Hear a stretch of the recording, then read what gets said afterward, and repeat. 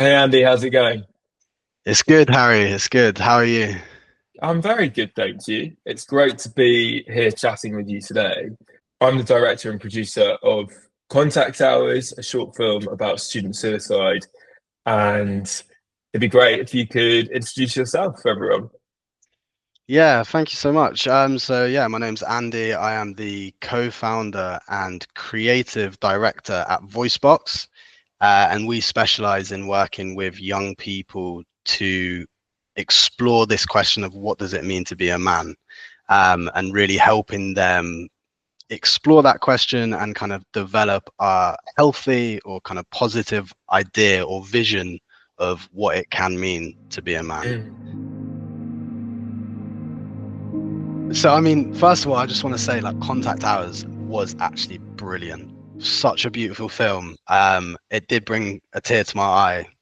Oh, It was so impactful, and just so beautifully shot. But anyway, I'd love to hear a bit more about like kind of what motivated you to tell this story specifically. yeah. So this film was first conceived back in March 2023, when the writer Rufus Love, he met a university caretaker while he was working in a bar, and he quite quickly discovered that this caretaker had actually had to leave his position at the university where he worked because he had seen so much student suicide. And the trauma of this led him to, ultimately not feel comfortable working there anymore.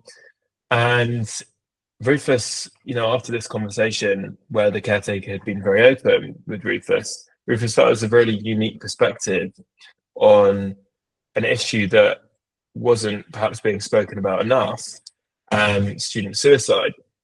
Rufus then sent me a first draft of the script he had written.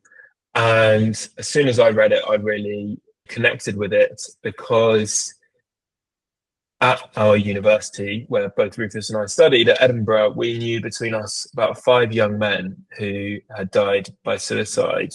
It had such an enormous impact on our university cohort and the wider university community that we felt it was really important, um, to, to hopefully use this project as a way of raising awareness of what was going on. And I think as soon as I read the script, I just felt that firstly, it was incredibly moving. Secondly, I felt that it was sort of in my remit as a director. It felt like a natural progression from my previous film and kind of suited my style. But most importantly, what I think the film does, what even the first draft of the script did, is it opens through the perspective of the caretaker a window into this wider issue. And so we then went on a journey of developing the script. We added the caretaker's son as a character. And I think that was very important for us because we wanted to see an honest and open conversation between these two men. So I first came into contact with you guys when I met one of the other co-founders, Freddie, last year. And I felt that I wanted to have a conversation with you guys, about healthy masculinity. In particular, what we've seen over the last week is with the TV show Adolescence, that the UK's attention has really focused on this issue. A lot of people refer to it as toxic masculinity. I know that you are going to explain why that term can be a little unhelpful, but it's an issue that's been around a long time. And it's great that the show is shining a light on it now. However, I know that you guys have already been doing a lot of work in schools to try and change this. So it'd be great to hear a little bit more about Voicebox and when it was started and why you set up the organization. Yeah, of course. I think you're so right as well to highlight how much masculinity is just sort of the attention on masculinity has just grown so much in the last couple of years, especially recently with adolescents. When we first started in 2018, when we were contacting schools about, masculinity workshops, they were like, what are you talking about? Like, we know, have you got something on peer pressure sort of thing, right? It wasn't really on the agenda, the language, they weren't really thinking about it, even though the issues were still very much prevalent.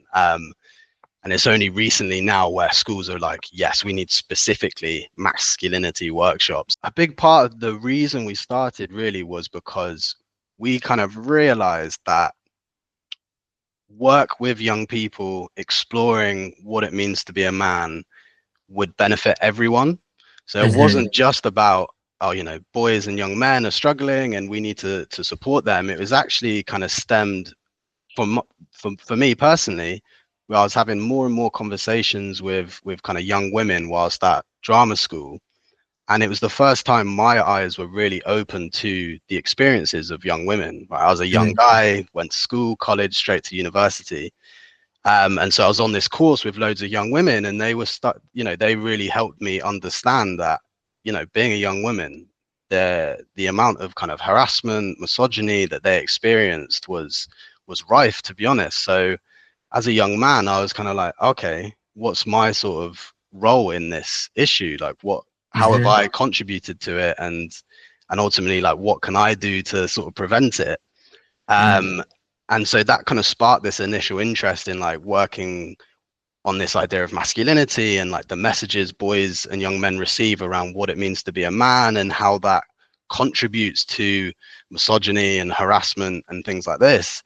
And what I also discovered in then doing some research is that, you know, young men and boys are really struggling as well in terms of, Hmm. you know, mental health, in terms of academic outcomes, in terms of, you know, you're looking at addiction rates or like the prison population. Lots of these social issues kind of painted this picture of like, okay, young men and men are really suffering are really suffering too. Hmm. So there was this really strange landscape where it's like, okay, young men or men are both causing a lot of suffering and also suffering a lot themselves. And so, yeah, it was Hmm. like, okay, everyone can benefit from this work, from exploring Hmm. masculinity. And then as well, just quickly, you know, reflecting on my own childhood, I was like, no one ever really posed that question of like, what does it mean to be a man, you know, at Hmm. school. So yeah, it was that realization that everyone could benefit from this work and that there wasn't really much of that work happening as well. It's so interesting to hear about your own experience and how that has informed your work now with Voicebox. Why that's really interesting is in the context of our film, Contact Hours, is that obviously school is one of the most formative times of our lives as young people, and that those experiences we have really then do form the way that we act and behave as we go to university. And our film takes place within a university context, but we see two men grappling with their mental health. So we've got the university caretaker, student halls, and the university caretaker's son. Both of these men really are struggling to communicate how they feel. And actually, it's perhaps these ideas of masculinity that society has kind of constructed and is actually holding these two men back from truly expressing how they feel. They have this very difficult conversation towards the end of the film where they are both trying to open up to one another. And while they're trying really hard, you can see that they don't really have the language to use. And they're really struggling to properly communicate. There's a scene in the film where we see the caretaker breaking down on his doorstep. And we hope that this depiction of a slightly older man crying and actually letting out this emotion is kind of starting to debunk the idea that older men don't cry.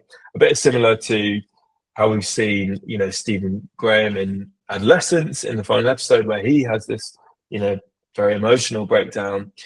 I think seeing, you know, these figures on screen and actually starting to get this representation of men uh, being more vulnerable is hopefully encouraging younger men that, you know, this is okay and that it's completely normal to be in touch with your emotions. What we see in our film is that after the caretaker's son finds his father in tears on the doorstep, that actually this is what prompts the caretaker's son to be more open about his own feelings. Yeah, I think one of the brilliant things about contact hours, like when you were just talking about then with the caretaker crying and that kind of almost giving permission to the son to then for them to then have that conversation. I think that's so, I thought it was so brilliant that that allowed them to then have that conversation, because I think a lot of the time, a lot of kind of media campaign around mental health, particularly targeting men, is that there was, there's this campaign that said, ask twice. There was this sort of campaign that was like, ask twice, right? Because a lot of men will say, you okay? And they'll say, yeah, I'm fine. And then the campaign was encouraging young men to be like, no, ask twice. So, no, seriously, like, are you okay? Sort of thing, to encourage more men to open up. But I think the issue with that is it still puts so much onus on the person, who your mate who you think might be struggling, to open up and be vulnerable and still kind of lead that, even though you're asking twice, which is brilliant. Yeah, it's still really difficult for them to then kind of be vulnerable, right? And so I think what the research points to is one of the most powerful ways you can encourage your male friends or just the men in your life to open up is to open up yourself. And that gives permission. It says to the other man, like, I'm willing to be vulnerable in front of you. I'm not going to play the game of I won't show any vulnerability because I don't want to be seen as weak. I am going to be vulnerable with you. And then the other person can be like, oh, okay, this is a space, a relationship where I can do that in return. So I thought in contact hours, like, that was really powerful and resonated with me, because I was like, yes, that is really realistic. Like the son seeing his dad like breaking down, crying, was like, okay, there was a little bit of like, I can maybe do that too, and it gave permission for that to happen. I thought that was really powerful. Yeah. Thank you, man. Perhaps you could talk a little bit more about why you think healthy masculinity is a better phrase to be using, as opposed to the term that we hear a little bit more in the media and in the press, toxic masculinity. I think masculinity can feel like a burden. It can feel like it's this set of ideas that I have to perform in order to be accepted, in order to avoid ridicule, to avoid isolation, or in extreme cases to avoid violence, right? So there's this list of ideas of, to be a man, you need to be tough, you need to avoid vulnerability, you need to get with loads of girls, there's a sort of, these list of rules, and it's almost like these boys are sort of given these rules by society, by the media, by friends, and by the world around them. They're given these ideas of, okay, this is what it means to be a man, go and do masculinity. And then what can happen is, when the conversation around toxic masculinity takes place, is it kind of misses that recognition of like, oh, it isn't inherent, this behavior, right? These attitudes aren't inherent within boys. It's actually just that they've learned to behave in these ways. They've learned to interact in these ways. And so from a boy's perspective, there can be this kind of sense of injustice, this sense of kind of being attacked for just doing what society has kind of told them to do. And so I think being a young boy or being a young man in an assembly on, toxic masculinity, you can kind of imagine, put yourselves in a young man's shoes. Like, what sort of feelings does that language instill in you? Does it spark a curiosity to go, oh, I'm going to reflect on my behaviors and attitudes? Or does it put you on the back foot, make you feel under attack, make you feel defensive? And we find that it does, and it ends up pushing boys away from these conversations, rather than inviting them in, which is what we need to do. We need young men to have conversations about, what pressures do you experience? What do you think it means to be a man? Are these ideas helpful? Are they harmful?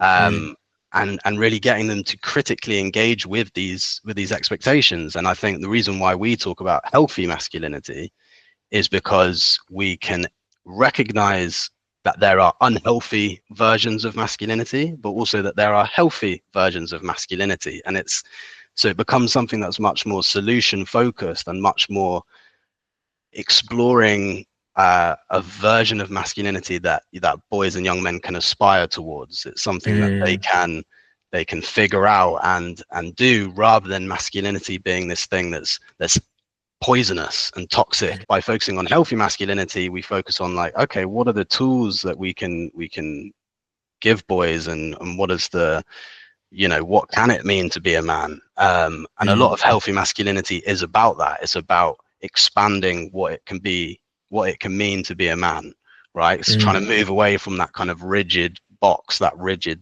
set of rules that we currently kind of give to boys, and trying to expand that and say, okay, there's multiple ways of being a man. Another part of it for us and is also kind of working with some of these maybe traditional ideas and having more of a kind of nuanced and balanced conversation about them. So this idea that, you know, around being tough or being strong or being a leader, you know, we ask boys, okay, you know, what is useful about these ideas? And then, you know, how can these ideas cause problems? And that kind of balanced approach is far more engaging for young boys.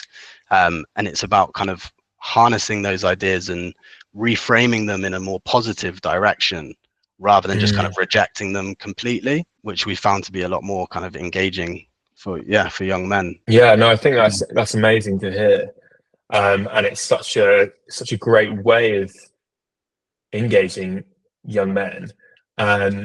I guess what I'm really interested in as well is that obviously this is an issue for boys, and you know, like ourselves, Voicebox and Contact Hours both hopefully encourage young men to do some internal reflection. But also, Voicebox, I know that you guys also understand that actually this isn't just a problem for the boys themselves, but actually when masculinity is unhealthy, that of course has a huge impact on women and lots of other demographics within society. And so I wonder if maybe you could talk a little bit more about that ripple effect and why this is a problem for us all to tackle as a society, as opposed to just putting it on young men to sort themselves. With young men, right? Young men are going into relationships. So young men are also, you know, boyfriends, potential husbands, potential fathers, members of the community, in the workplace, they're, you know, managers and colleagues and stuff. And so their identity, you know, the way that they see themselves and the way that they interact with others and the way that they see women has a massive ripple effect on all of these people that come into contact with men. So it's within everyone's interest that boys develop positive identities, that they develop a positive idea around what it means to be a man. And that positive idea isn't simply avoiding toxic masculinity. If part of what it means to be a real man is that pressure to, we sort of touched on it earlier, right? This idea of sexual conquest is what it's kind of referred to in the sort of research, sexual conquest, right? This pressure to kind of sleep with as many girls as possible. And that kind of proves your masculinity, right? The more girls you sleep with, the more masculine you are. Well, if you're a young man and you kind of believe that, or you express your masculinity in that way, and you try and achieve a sense of masculinity in those means, then obviously that belief is really harmful to young women, because boys will then see girls as objects, as sexual objects, as mere opportunities to perform masculinity, to ultimately impress my peers, to be accepted.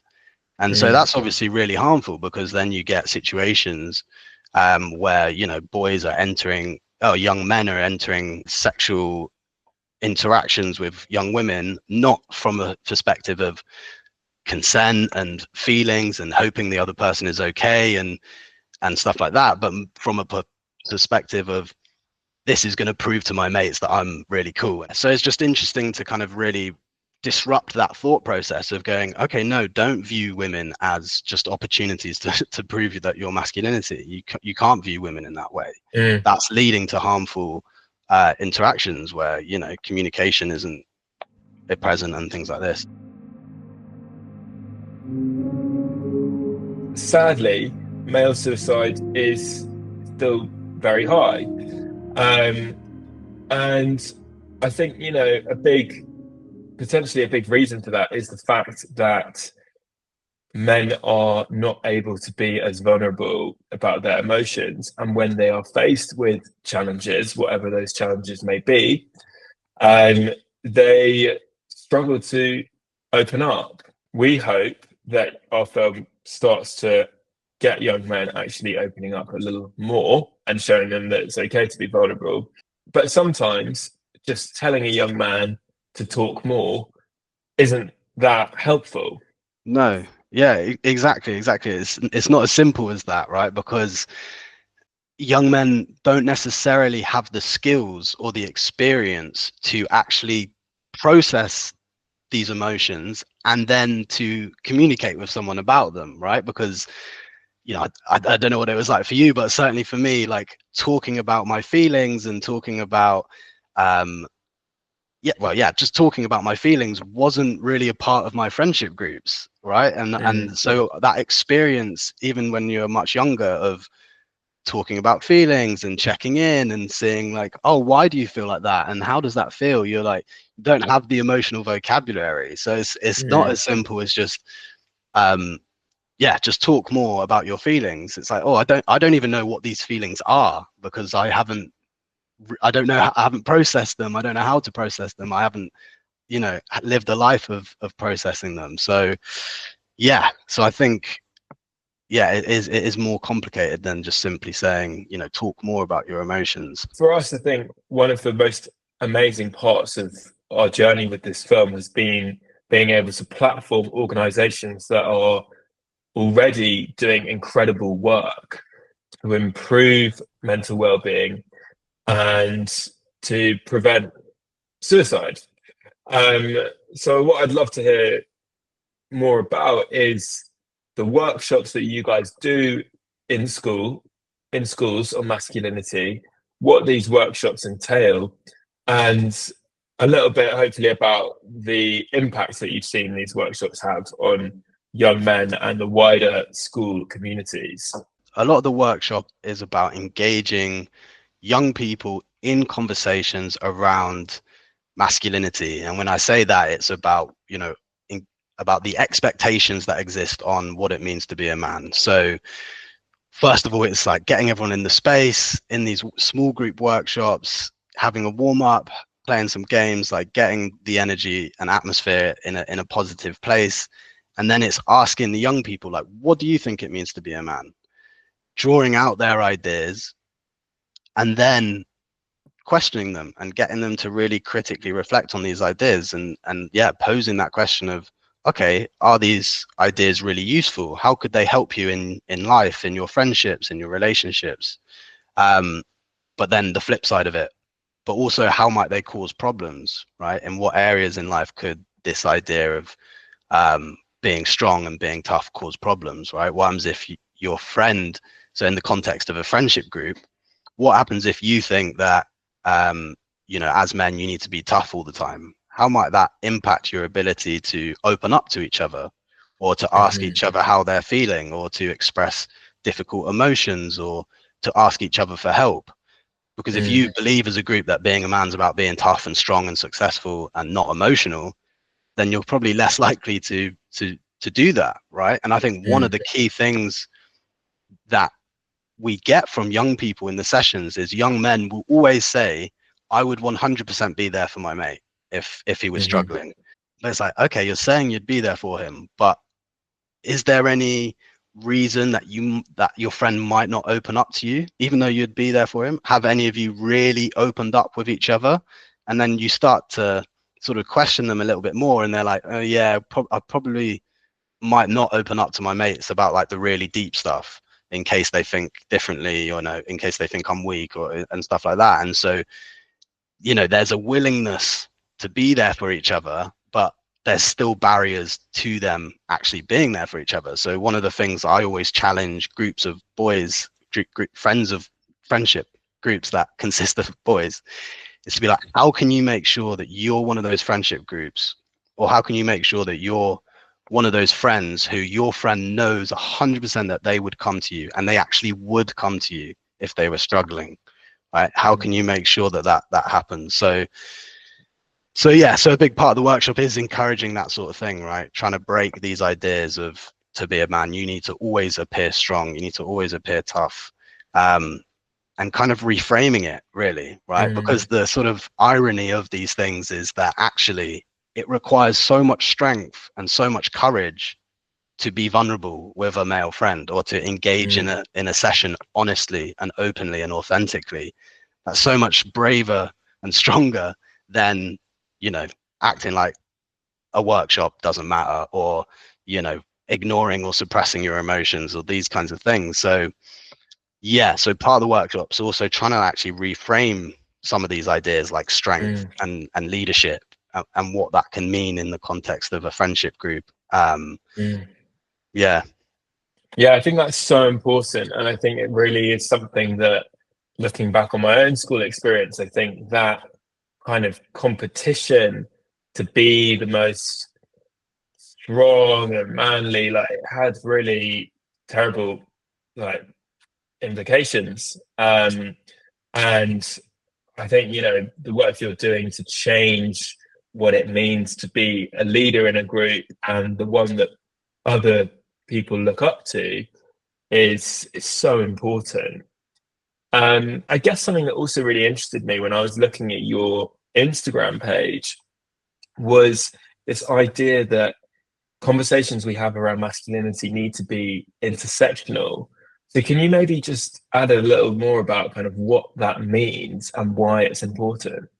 Yeah, absolutely. So the point around intersectionality is essentially recognizing that, you know, boys and men aren't just one homogenous group of people that experience masculinity in one specific way, right? So, you know, whether it's class, whether it's sexuality, whether it's you know, race, ethnicity, or religious background, all of these factors intersect with gender, and shape the expectations on you as a man, and your kind of experience of those expectations.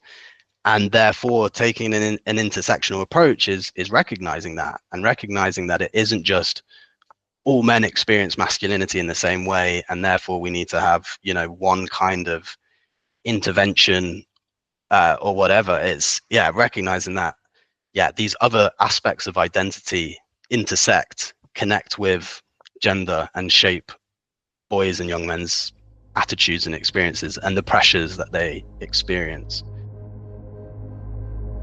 I think one of the key things that I sort of reflected on was the sort of, yeah, the style that you told the story. There isn't a lot of dialogue. There's a lot of silence, and a lot of the work is kind of done in, yeah, the lack of dialogue. And it really helps tell this story, which is about a lack of dialogue between men, right? And a lack of people talking about their mental health and things like that. And so it was so brilliant that that was reflected in the style of how it was shot as well.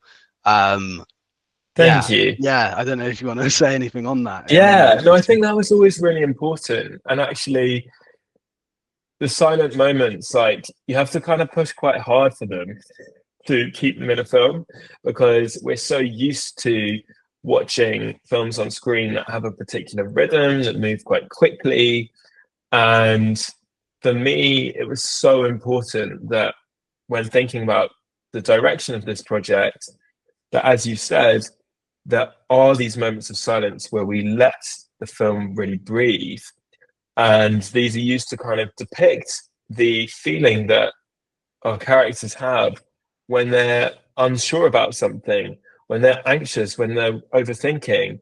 And I've had moments in my life, and I'm sure you have as well, where you are caught in these moments of anxiety, you're lost in your own thoughts, and actually the world around you is kind of, you're not really super present in where you are. You're very much lost in your own head. And there's a moment, for example, in the film where we see the caretaker goes to the pub and he looks down at his phone and he's trying to think of what to say to his son. He wants to say, you know, son, are you okay? I noticed that there were some messages on your computer screen that suggested you might be in trouble. But he can't really bring himself to do that. And he ends up just typing, I'm going to get it wrong what he ends up typing. He ends up typing Don't get something. home late. He said, "Don't get Yeah, home yeah, late" or that's it. something. Don't get home late. Yeah. He ends up typing, don't be home late. Um, Something very simple and actually doesn't communicate any of the concern or empathy that this character has. And just before that moment, we see the caretaker is very lost in his thoughts. And there were moments during the edit of the film where we discussed, oh, should we be like making that shorter? But for me, that was really the crux of the film, is that when you're worrying about someone, it really like consumes you and you get lost in it. And it's really difficult to break out of that. And actually, by having a faster paced film, it wouldn't have reflected the anxiety that someone feels and the concern and that feeling of like tension that is almost a full body experience when you're worrying about someone, whether they're close to you or a friend or just someone you know, a colleague that you work with. I think what we really wanted to convey, particularly in the first half of the film, is that feeling of unease and that concern that something bad might have happened. And I think, something sadly that a lot of us, that a lot of people go through, as they fear that their family's mental health might be at risk, and that someone close to them might be considering suicide. Yeah, and I think what the film does so well is, and you just touched on it there, is we see the caretaker have this empathy and this care, but the son just doesn't see that. He kind of doesn't see Mm, those things, but as the audience, we get a little window into that. So like I'm near the beginning, the caretaker's like cooking food for his son, and I'm thinking, oh, what a lovely, dad, like cooking. It's not just a jar of sauce, like it's all kind of homemade. You see all the vegetables out and stuff, so he's cooking his son a meal. And then he gets called out to work, and then he's like, all right, food's on the table, sort of thing. And like the son kind of misses that effort and doesn't see that effort that the father's putting in, and instead sees oh, my father's out again, oh, it's a tip in here, sort of thing. And there's just this as the viewer, you're just so frustrated because you can see, and the text is another example of that, where you can see this like care and this compassion and empathy, but just missing each other, that misunderstanding and stuff. And I think that reflects the wider what the reality is of this stuff. It isn't just like, yeah, boys and men incapable of emotions and stuff like this. Like I think we risk having assumptions about boys and young men and older men, that they don't experience these feelings, and because we don't see it. But yeah, but men do experience these things. They do experience these mm. emotions, and they want to connect and care, and that's an inherent human thing. And so yeah, so I think the film did really well at just showing that, like, that miscommunication. Yeah, no, and I'm so glad that you touched on that, because I think we really wanted to depict that kind of emotion that's like so ready to come out of both of them. And yet, as you said, they're just really struggling to find that connection that allows them to do that. And I think there's a certain softness to both of them, kind of when they're alone. Even there's a moment where you see the caretaker's son, who's played by George Osborne, a brilliant young actor, um, when he's going towards the front door, when he hears his father crying on the doorstep, and he's walking down the corridor listening in. And I think we kind of see this expression on his face, that there's no longer this expression of kind of anger and irritation, which is the feeling that we've been getting from the son for the rest of the film, and through the door slams. And there's a moment where the son even swears when he sees his father, collapsed drunk and asleep on the sofa. And I think for the first time, as we hear the caretaker on the other side of the door crying, we see this kind of expression on the son's face that it's almost this like inquisitiveness, as if like, oh, like he'd never heard his father cry before. Like this is so unusual, and yet perhaps it's almost starting to unlock this layer of vulnerability that the son hasn't been able to express in his own life up to this point. Yeah, absolutely. And I think another sort of quite fun moment is you see the phone, and you can see some of their previous texts, and it's about like the football score, or like how bad, I think it's Man United, like how bad was United on the weekend or something. And you just, again, it's just like a little couple of seconds on screen, but it just reflects again this like, yeah, the language that the father and son do have to connect is like talking about the score and talking about the football. Yeah. And that's like, yeah, just a little, I just love that little inclusion of like the text history where you can just see, yeah, that's so real. That's so real. Like I can picture messages with my father or even my male mates where, yeah, the football It's the only score. thing that they know how to connect about. Yeah. And It's express. football. Yeah, exactly. Yeah. So, yeah. So I thought that was another like, just a really real moment as well. Yeah, well, I think that was super important for us is that with this film in general, it was really important that it felt real, that it felt authentic, that these characters are not perfect at all.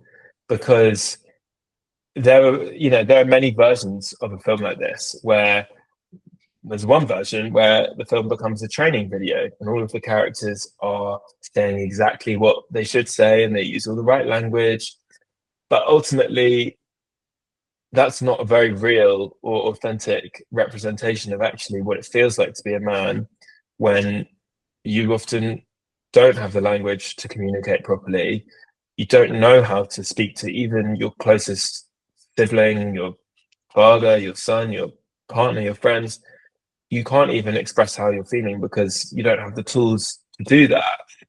And we felt that with the film, in order for us to connect with young men and older men, and not just men at all, to connect with our wider audience, we wanted people to be able to see themselves in the characters. And I think I remember even when I first watched on the monitor the final scene between the caretaker and the caretaker's son, as I was watching George Osborne and Chris Hitchens' performances, I was practically tearing up because I felt that it was such an honest reflection of actually what it means to try to have a conversation with someone that's super close to you. And it was reminding, of me of conversations that I've had with my own father and with my own family. And I just think the way that they brought such honesty and authenticity to their performances is something that has really, helped us to elevate this film and connect with people on a much deeper level. Yeah, I thought they were brilliant, really, really brilliant performances. Yeah, I think as well, one of the moments that's kind of coming back to me as we're speaking about it was, yeah, that moment of how the caretaker sort of deals with having, the kind of trauma of him having kind of being the person who found the student who had died by suicide.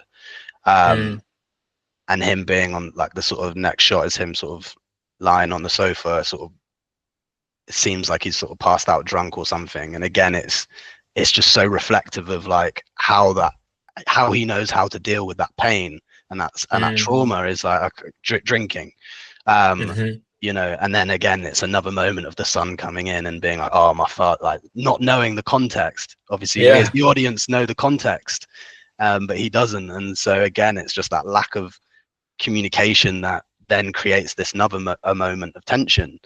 And there's Mm, just so much of that throughout the film, just all of these really subtle ways in which, yeah, that tension comes from and that misunderstanding mm, happens. It is so subtle, and just like a little text message, or just, yeah, which, and it all, I think, all kind of stems from a lack of communication and a lack of talking about mm. like what's really going on in each other's lives, Yeah. and so that they can understand each other. And I think what you spoke about there, actually, like the that's the power of film, is being able to offer context to an audience, and that we in our lives, we so often are so kind of blinkered in our own experience, and we're not able to look at what our father is really going through, or what our son is really going through, or what our friends are really going through. And the only way we find out about that is by asking, and by investigating that and showing that you're open to have a conversation. But I actually, what film allows you to do is to show different points of view, and to show what different characters are going through at the same time. And a big reason why I am a filmmaker is because I believe that it enhances one's sense of empathy for others around you. And I think, Voicebox and Contact Hours, we are trying to instill this feeling of empathy in the wider community, and to create communities where empathy replaces toxicity and allows for deeper connection and more honest communication amongst one another. And it's an amazing springboard into those kinds of conversations. I think the film is, yeah, I mean, just like what you've described, that it just gives those perspectives, which just are so important. Like in part of our workshops is about that perspective building, right? And having that empathy and putting yourself in someone else's shoes.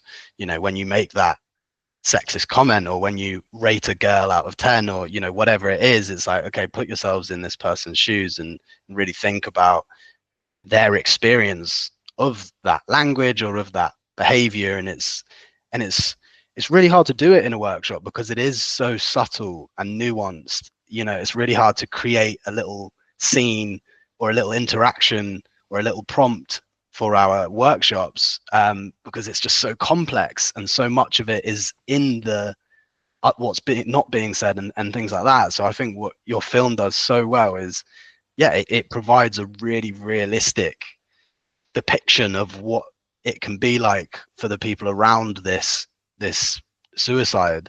Yeah, the way the characters kind of interact or don't interact is so real.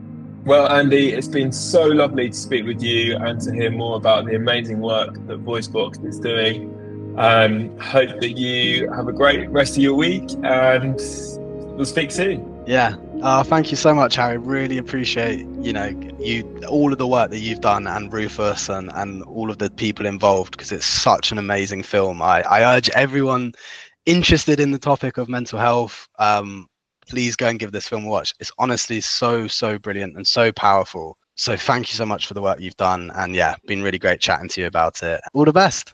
See you later, mate. Bye. Bye. Cheers.